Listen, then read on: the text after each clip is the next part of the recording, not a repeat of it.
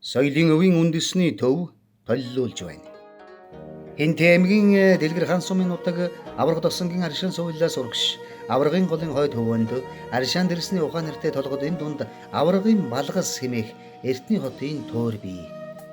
Зүүнээс баруун тийш 1200 м, хойноос өмнө зүг 500 м, нийт 60 орчим га далбайг эзлэн орших, хойд хэсгээрээ хагас дугуурсан шорон хэрмийн үлдэцтэй.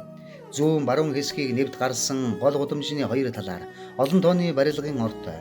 Зарим нь гадна хөрсөн дээр хэлбэр дүрхэн сайн ялгархгүй шорон овгорууд боловч 10 гаруй хэрэмтэй хэрэмгүй томоохон ор үлдэгдлүүд мэдэгдэх тус хотын үлдэгдэл нь гар урлал, тариалангийн хороолол, шүтээний сүм, тусгай хан хэрмүүд болон орд харшийн барилга гэх үндсэн дөрвөн хэсгээс бүрдгэжээ.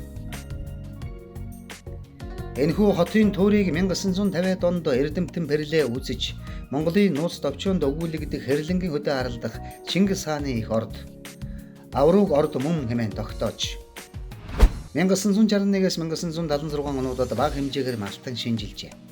1992 онд Монгол-Японы хамтарсан 3 гол төслийн хээрийн шинжилгээний археологийн болон геофизикийн тандалт судалгаа хийсэн байна. 2001 оноос Монгол-Японы хамтарсан шинэ 100 төслийн хүрээнд уг дурсгал газрыг наривчлан судлах, сурталчлан таниулах, хадгалж хамгаалах ажлыг амжилттай явуулж байна.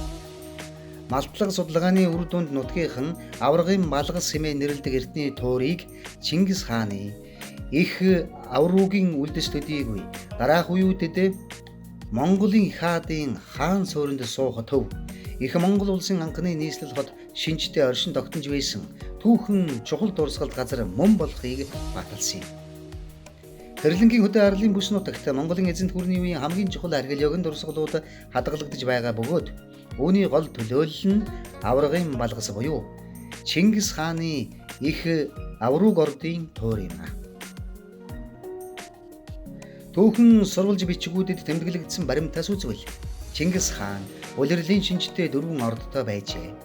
Ордууд нь ихэнх үедээ цаг, улирлын байдал, малын бэлчээр даган нүүдлэж байсан боловч сүүлдээ сууршин хот хүрээ болон өргөжсөн байна.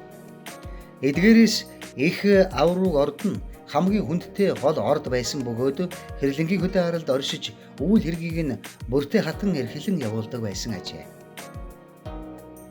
Түүнчлэн хөдөө аралдах Монголын эзэнт гүрний археологийн дурсгал, түүнийг хүрээлсэн соёлын дурсгалт газар ЮНЕСКОгийн дэлхийн соёлын өвийн урьдчилсан жагсаалтанд 2014 онд бүртгэгдсэн билээ.